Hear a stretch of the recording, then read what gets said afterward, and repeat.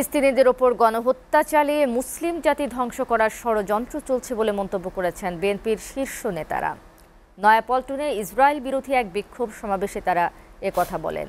Israel জাতিসংঘের কোনো নিয়ম নীতি না মেনে গাজায় যে গণহত্যা চালাচ্ছে তাতে বিশ্ব মোড়লদের ভূমিকা প্রশ্নবিদ্ধ হয়ে পড়েছে। অবিলম্বে গণহত্যা ও নিপীড়ন বন্ধের দাবি জানান বিএনপি নেতারা। দেখুন আব্দুল আহাদের প্রতিবেদন। ইসরায়েলের গণহত্যার বিরুদ্ধে সারা বিশ্বের এমন তীব্র প্রতিবাদ ও নিন্দার ঢেউ এখন বাংলাদেশের সব শ্রেণীপেশার মানুষ থেকে শুরু করে রাজনৈতিক অঙ্গনে ছড়িয়ে পড়েছে। গাজা ও রাফায় ইসরায়েলের নৃশংস হত্যার প্রতিবাদে ও নির্যাতনের শিকার ফিলিস্তিনিদের প্রতি সংহতি প্রকাশ করে ঢাকায় গণসমাবেশ ও র্যালি করেছে বিএনপি। দেশব্যাপী কর্মসূচির প্রেক্ষিতে নানা স্লোগানে উত্তপ্ত দলটির কেন্দ্রীয় কার্যালয় নয়াপল্টন এলাকা।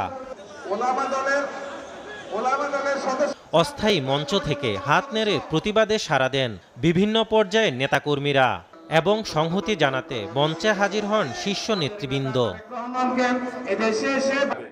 এমন হাজারো নেতাকর্মীর সামনে ক্ষোভ প্রকাশ করে বিএনপির শীর্ষ নেতারা বলেন, ইসরায়েল কখনই জাতিসংঘের যুদ্ধনীতি মানেনি। তাদের নৃশংসতায় বিশ্বমোড়লদের ভূমিকা প্রশ্নবিদ্ধ হয়ে পড়েছে।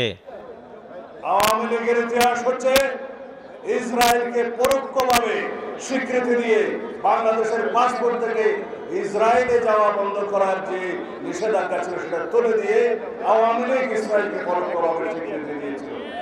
সরকারের মনোভাব ফিলিস্তিনি সম্পর্কে আমরা কোনো আওয়াজ এখনো কেন পাইলাম না? আমাদের দেশে অনেক বুদ্ধিমান লোক আছে, সুশীল সমাজ আছে, 300-500 জনের বিবৃতি বিভিন্ন সময় পেয়ে থাকি। আমি এই শ্রেণীর বুদ্ধিজীবীদেরকে এখনো ফিলিস্তিনের পক্ষে তাদের কোনো সাড়া মিলছে না কেন? আমরা বিশ্বের সব মুসলিম দেশগুলির প্রতি আহ্বান জানাই, ঐক্যবদ্ধভাবে এর বিরুদ্ধে প্রতিবাদ জানানো দরকার। পরে প্রধান অতিথির বক্তব্যে মির্জা আব্বাস বলেন, ফিলিস্তিনে এমন নারকীয়তায় বিশ্ব যখন চুপ থাকে তখন ভাবতেই হয় বিশ্বের পুরো মুসলিম জাতিকে ধাপে ধাপে শেষ করার চক্রান্ত চলছে। যদি আজকে সুযোগ হতো, আমরা মুক্তিযুদ্ধ করেছি, আল্লাহর রহমতে বিশ্বের যে কোনো দেশে গিয়ে বাংলার এই দামাল ছেলেরা যুদ্ধ করে দেশকে বাঁচানোর জন্য, ফিলিস্তিন বাঁচানোর জন্য একটা চেষ্টা করতে পারত। শুধু ইসরায়েলে নয়, আমাদের প্রতিবেশী দেশেও মুসলমানদের উপর অত্যাচার হচ্ছে। আমরা সেটার প্রতিবাদ করি না, আমার রাষ্ট্র প্রতিবাদ করে না, আমরা প্রতিবাদ করি না।